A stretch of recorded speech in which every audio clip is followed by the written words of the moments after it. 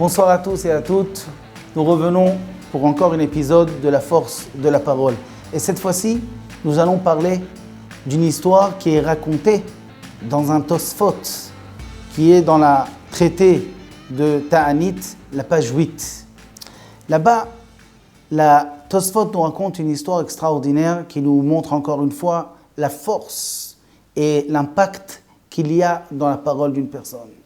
Il s'agit d'une histoire d'une jeune fille qui était bien habillée pour aller voir ses parents et elle a pris le chemin toute seule et en chemin, elle se trompe de chemin, elle se trouve dans un endroit qu'elle ne connaît pas. Et elle marche des kilomètres jusqu'au moment où il commence à faire tard et elle a une soif terrible. Et là-bas, elle trouve un puits, elle s'approche de ce puits, elle voit qu'il y a de l'eau, mais elle n'arrive pas à prendre de l'eau, elle a dû rentrer dans le seau et se laisser descendre en bas pour pouvoir boire. Une fois qu'elle a bien bu et qu'elle s'est sentie mieux, elle s'est aperçue qu'elle n'a aucune possibilité de remonter. Elle était complètement bloquée dans cette histoire. Elle a commencé à crier « Au secours, aidez-moi, sortez-moi de cet endroit !» Et voilà, un jeune homme passe à ce moment-là et il entend. Il s'approche et il entend quelqu'un qui appelle et qui demande de la faire sortir. À cette époque-là, il y avait ce qu'on appelle les mazikim, il y avait des shedim, il y avait une sorte de démons qui existaient fréquemment dans ces endroits déserts. Et donc il a eu peur, il lui demande « Tu n'es pas un shed ou tu n'es pas quelque chose de bizarre ?» Et là, elle lui promet « Non, j'habite tel endroit, je suis une jeune fille, je suis ici, je veux sortir. » Alors il lui dit comme ça, intéressant, la manière dont il veut la libérer. Il lui dit « Si je te sors de là-bas, est-ce que tu me promets que tu te maries avec moi ?» Et bien entendu, il vaut mieux se marier avec lui que de rester là-bas. Eh bien, elle a accepté. Elle a accepté et il a fait sortir de ce puits. Quand elle monte, eh bien, il voulait tout de suite la prendre. Et là, elle lui dit « Excuse-moi, mais qui tu es? Dis-moi ton nom, dis-moi d'où tu viens. » Et il lui dit qu'il vient d'une famille juive, une famille religieuse, il est famille Cohen. Alors, elle lui dit « Je ne comprends pas. Tiens, un homme d'une bonne famille, un homme juif, un Cohen en plus, tu veux faire comme ça les choses? Pourquoi? Viens chez moi à la maison, voilà mon adresse, demande ma main, et Bezrat Hashem, on va se marier, on fera un mariage kasher. » Alors il lui dit, mais qui me dit que tu vas m'attendre? Le jour où je vais venir, peut-être que tu vas déjà te marier. Alors il a dit, je te promets que je ne me marierai avec personne qu'avec toi. Alors il lui dit, qui est témoin? Alors il lui dit, regarde, il y a le ciel qui est au-dessous de nous, il y a ce puits, et à ce moment-là, il est passé une taupe. Il dit, voilà, le ciel, le puits et la taupe sont témoins qu'on se marie qu'entre nous. Alors il a accepté, elle est partie, et lui, il est rentré chez lui. Le temps est passé, et lui, il a complètement oublié. Par contre, elle n'a pas du tout oublié. Et son père a commencé à lui proposer des garçons et elle ne voulait jamais. Jusqu'au moment où son père, il a un petit peu forcé la chose et quand il faisait des rencontres, même si elle ne voulait pas, eh bien, elle se comportait comme une folle.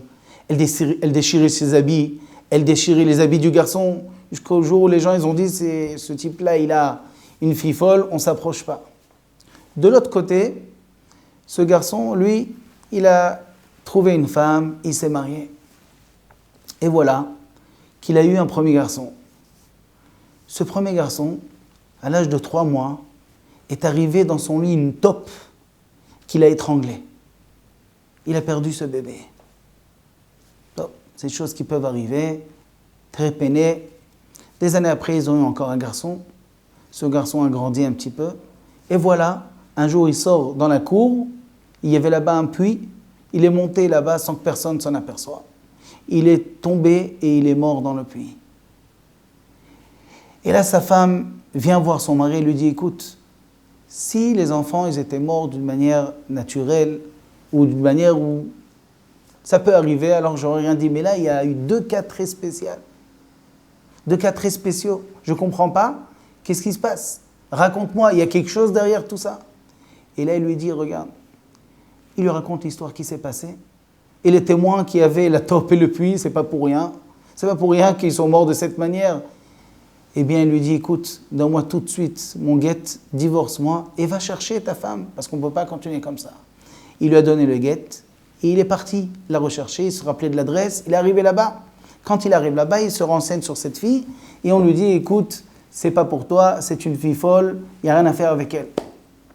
Lui, il a tout de suite compris l'histoire. Il est parti voir le père et il lui dit, je voudrais la main de votre fille. Et le père lui dit, écoute, ma fille, elle n'est pas normale, elle est folle, laisse tomber. Il lui dit, non, je la veux. Il lui dit, écoute, tu donnes les kiddushin, tu te maries, mais je t'ai prévenu, il y a 2 témoins, voilà, tu es prévenu qu'elle n'est pas normale. Tu acceptes quand même? Il dit, oui, j'accepte. Et comme ça, c'était à l'époque, il donnait les kiddushin au père, et ensuite, il allait voir la fille. Il est parti voir la fille, dès qu'il est rentré, la fille, elle commence à s'exciter, à déchirer les habits, à faire la folle, et lui dire, calme-toi une seconde, je vais te raconter qui je suis. Et quand il lui a raconté qui il est, tout de suite, elle s'est calmée, elle lui a dit, je t'attends depuis très longtemps, pourquoi tu viens que maintenant? Il lui a expliqué tout ce qui s'est passé auparavant. Et c'est comme ça qu'à la fin, ils se sont mariés et ils vécurent heureux ensemble. D'où on voit la force de la parole. Ils ont décidé de ne pas se marier et ils l'ont dit. Voilà que Akadosh Baruch Hu a accepté ce qu'ils ont pris entre eux ensemble. Ils se sont obligés à faire quelque chose, ils l'ont dit, ça s'est réalisé. Alors voilà, encore une fois, la force de la parole. Je vous retrouve Bezrat Hashem la semaine prochaine.